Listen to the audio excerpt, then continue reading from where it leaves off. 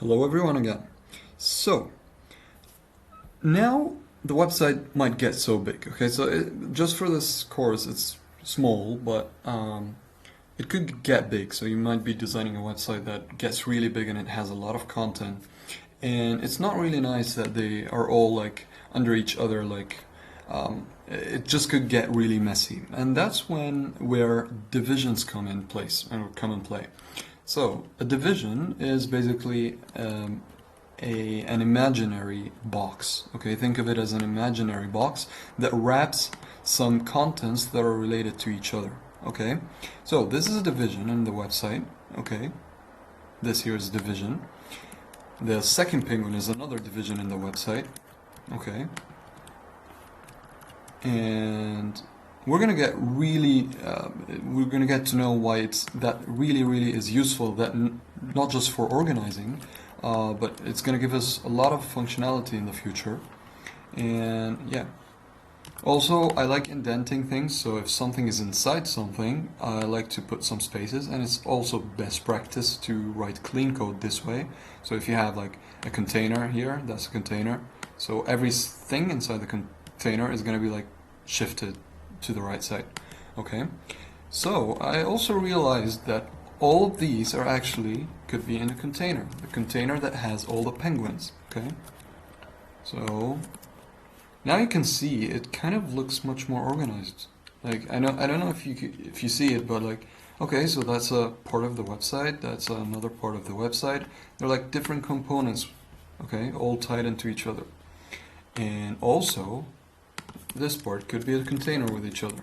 Okay, containers are free, so use them as much as possible, as long as they're going to keep your code clean and organized.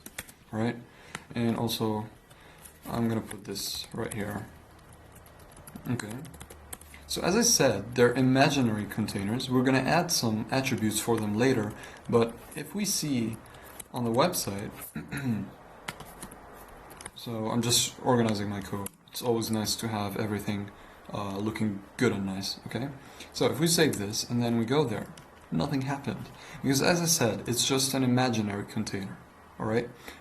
It's just for organizing the code, but you can actually add some functionality to it. So you can say, I want to add something here. I'm going to add something called class. I'm going to discuss this in the next video. And I'm going to give some attributes and I'm going to give some styling, for example, for this class, for this division, and I want everything inside this division to take this style.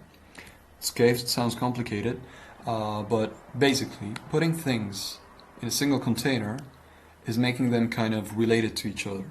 Okay, so these three are kind of now related and their parent is this.